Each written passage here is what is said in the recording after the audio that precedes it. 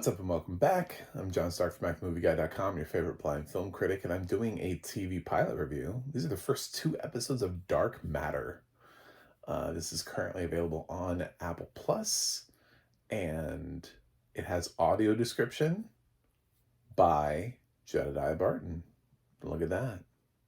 So, I go ahead and click subscribe. There's really no way for me to do this without spoiling parts of it because it's 2 episodes and the show really is about something.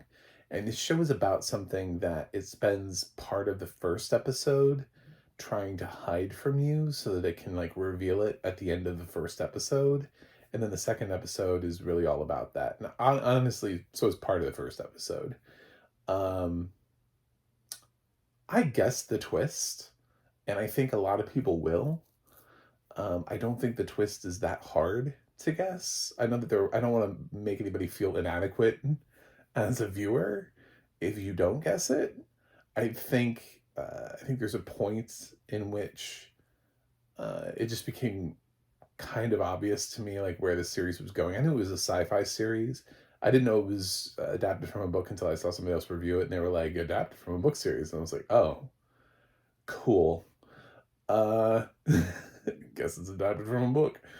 Um, but so yeah, we have to talk about some stuff. But to be fair, I went to IMDb to check out the cast list. The IMDb plot summary for this immediately gives it away, so you would know if you did any research on this at all. I don't know if there are trailers for the show, but if you've seen a trailer, it's possible the trailer gives it away. They don't seem to want to hide the twist in the first episode that well from anybody. So I guess if you read the book, you would know what the twist is. So I'm just going to say there's a little bit of a twist in the first episode that we're going to talk about. So cautionary tale ahead. So the series is about a man named Jason, played by Joel Edgerton. We see him at the beginning, and he is a man who has seemingly a solid relationship with his wife, played by Jennifer Connelly, and he has a son, played by Oakley Oaks Fegley, who also has a brother that acts that's done some stuff. Anyway, and he, we see him like going about his day, and he has his friend Ryan that calls him up. Ryan's played by Jimmy Simpson, who you might remember from Westworld. And Ryan's like, oh man, I got this great job, and everything seems to be going right for Jason until all of a sudden there's a dude with a gun and hijacks him, takes him off to this warehouse, is asking him all these questions, seems to know the passcode to his phone. That was kind of a giveaway for me. I'm just gonna go ahead and say that. And yeah, so he ends up sort of getting knocked out, and he wakes up and he's in this place that he's never been before, and all these people seem to know who he is, and he's apparently in charge of this organization, this company, and everybody just keeps congratulating him and welcoming him back, and it's been so long, we haven't seen you, and he has no idea what anybody's talking about, just totally lost. Meanwhile, what we see is the attacker, on the other hand, is left behind, and once we see the attacker's face revealed, we realize it's Jason. So it's two people, it's two Jasons, and that's why the audio description here is so important, why I have to talk about it. And I have to talk about the twist because I have to talk about the audio description, because the series deals with multiple realities, and Jason has figured out how to travel from one reality in which he put work above family and missed out on an opportunity with Jennifer Connelly, the love of his life, and ended up with someone else instead. And he's trying to find his way back and trying to figure out how to fix the situations. And the only way he can do that is by getting rid of this Jason 1, the first Jason we're introduced to, Jason 1. So Jason 2 gets rid of Jason 1 and tries to assume his life, which is why he's asking him questions about like what what he do that day, Oh, I talked with Ryan offered, what did you say, like that kind of stuff. He's just trying to be like updated on specific choices. But yeah, so it's this duality thing. So Joel Edgerton's playing two characters, and um, that's the twist. And so in the second episode, you see that sort of happening a lot more. Jason 1 thinks he's losing his mind because he's in a world where no one remembers him and he knows no one. Like, he has not found anyone who remembers him that he remembers from a story. He talks about, like, he goes to the bar that he was just at with his friend Ryan. Dude's like, I've never seen you before. I have no idea. I don't know who Ryan is. I don't know what you're talking about. Like nothing, none of the experiences are remotely the same for him. So he's like ready to check himself into a mental hospital. He's like, I need help. So he's given this wife, Amanda, who is again, she's sort of underdeveloped because Jason doesn't really trust anybody. But so we don't get to spend a lot of time with the other characters because Jason doesn't trust any of them to sit down long enough and talk to any of them because, again, he feels like he's going crazy and losing his mind, because he remembers having a life, and now he's in a world where everybody and he doesn't understand, because he was the one that he didn't plan this. Jason 2, on the other hand, totally knows what's going on and is trying to mastermind the situation. And then something sort of kind of major happens at the end of the second episode, which made it kind of good to cut off there. I can see why Apple did a 2-episode drop for this, because I would say the real twist kind of comes at the end of the second episode. Sort of like the, wow, I can't believe they just did that. I definitely had that moment. The first one was, yeah, I kind of see that's where, because I was kind of wondering, I was like, what is this show about? Like, feeling out the pilot episode, I was like, I have no idea what this show is about. Like, I don't know why I'm supposed to care. I don't know what's going on here. It really just was like watching this guy like live his life, and I was like, something's gonna happen. Something has to happen. There has to be some catalyst. Like, he's gonna, like, I don't know, fall into the ice and then wake up like 200 years later or something. I don't know, but because I haven't read the series, so I have no idea. But then when I saw the catalyst, I was like, okay, so that's what this is. And second episode, they just kind of flesh it out more, develop it more, and kind of leave you with a doozy of an ending. What I will say is that because we have these two worlds, and there are some characters that overlap in both, that the whole 1 and 2 thing is very important. And it's one of the reasons why we need audio description so badly in this series, because it's so hard to tell, because it's the same actors playing the same characters, so you have to know which version of the character you're listening to.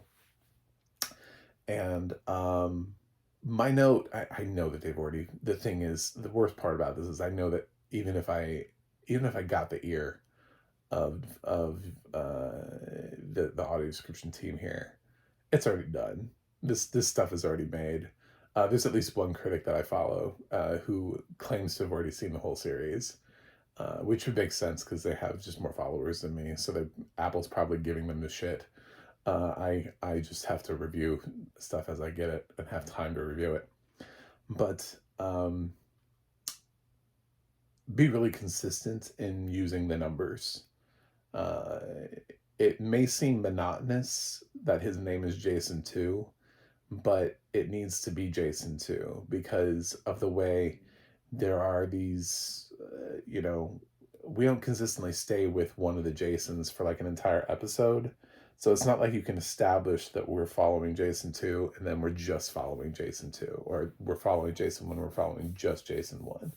So you have to kind of use the numbers and just keep calling them Jason 1 and Jason 2, because the second episode kind of made it really, once you had them both there and we kept jumping back and forth between them, revealed how necessary that was to keep reminding us of which Jason it was that we were dealing with. He was also doing this weird like snap thing, um, like in between scenes, and I was like, God, there's a movie that's done this, and I was like, what movie? It was driving me insane, and I was like, was this that?